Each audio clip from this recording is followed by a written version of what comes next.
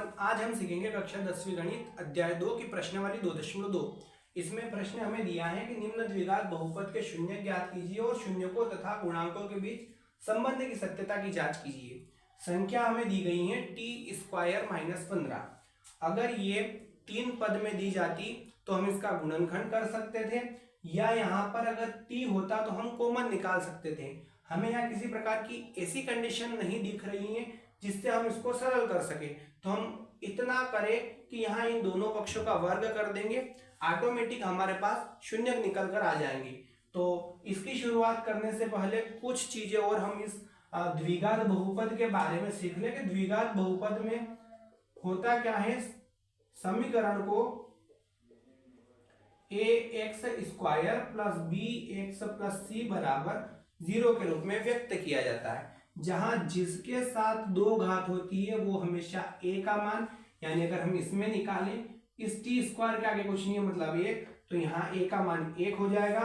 x bx दे रखा है, मतलब रेखिक बहुपद में जब घात सिंपल होती है या रेखिक बहुपद जब एक घात में होता है तब हम कह सकते हैं कि वो b का मान होता है।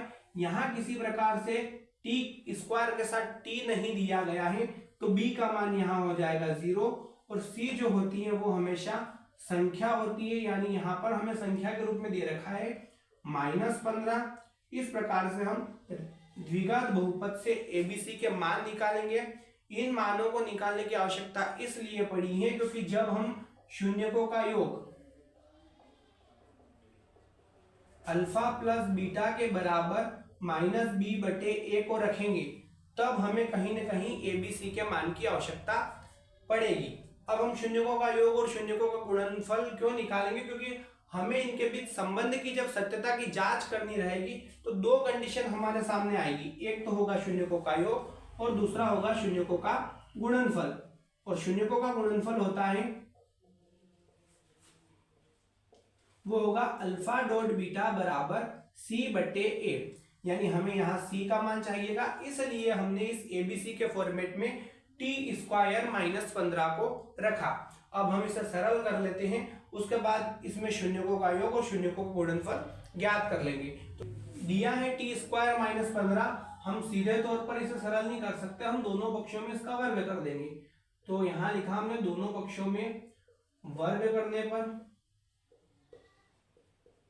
और अब जब हम इसका वर्ग कर रहे हैं तो ये हो जाएगा t² का स्क्वायर - 15 का स्क्वायर। अब हम इसमें क्या करेंगे, तो एक बात हमें समझ में आ गई है कि अगर सर्व समीका से इसकी तुलना करें कि ये होगा a का स्क्वायर और ये होगा b का स्क्वायर, बीच में माइनस है, तो कहीं ना कहीं इसे हम सरल कर सकते हैं। तो यहां हम लिखेंगे सर्व समीका a² - b² बराबर होता है a + b, और a - b से तुलना करने पर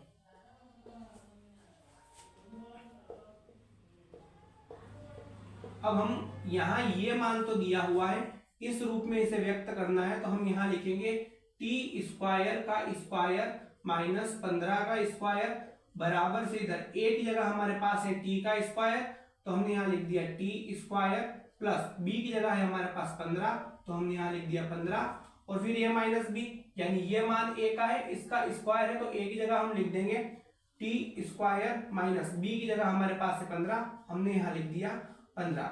हमारे पास t² + 15 और t² - 15 के रूप में दो पद मिल चुके हैं। हम इन दोनों के बराबर 0 को रखेंगे और हमारे शून्य ज्ञात हो जाएंगे। तो हम यहाँ लिखेंगे यदि t² + 15 बराबर 0 हो तो,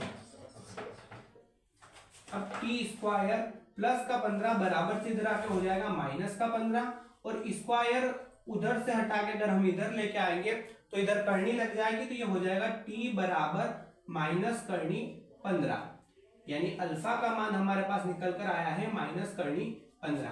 इसी प्रकार से हम यहाँ इससे मान निकाल ले, तो हमने यहाँ लिखा यदि t² - 15 बराबर 0 हो तो ये हो जाएगा t² बराबर प्लस का 15, और स्क्वायर हटेगा तो इधर करनी लग जाएगी, यानी ये हो जाएगा करनी 15 प्लस का है बीटा का मान हमारे पास निकल कर आया है प्लस करनी 15।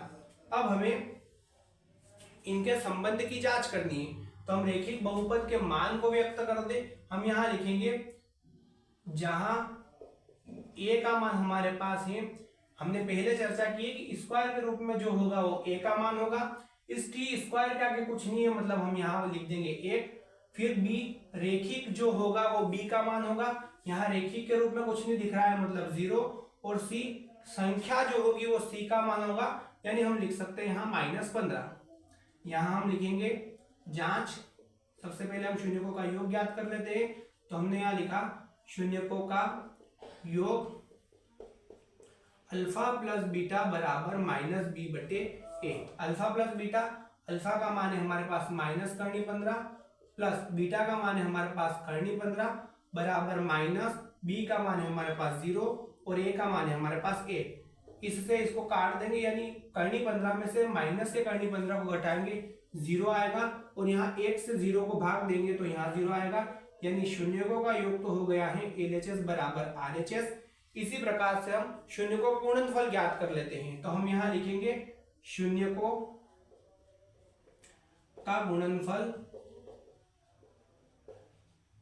अल्फा डॉट बीटा बराबर होता है C/A। यहाँ अल्फा डॉट बीटा से मतलब यूं है कि इन दोनों के बीच में गुणा है, यानी माइनस करनी 15 गुणित करनी 15 जो कि प्लस का है, बराबर में ये हो जाएगा C का मान हमने निकाला है -15 और A का मान है 1। हम इसका गुणा करेंगे, ये हो जाएगा 15 15 225, और 225 के ऊपर से करनी हटाएंगे तो 15 सिंपल आएगा। उसके बाद प्लस माइनस, यहाँ माइनस 1 का भाग 15 में देंगे 15 बार जाएगा, और यहाँ माइनस है, यानी यहाँ भी हो गया है LHS बराबर RHS। दोनों कंडीशन में शून्यकों का योग भी बराबर आया है, शून्यकों का गुणनफल भी बराबर आया है, यानी हम कह सकते हैं कि यह संबंध जो है यह सत्य है। तो हम यहां लिख देंगे यह संबंध सत्य है।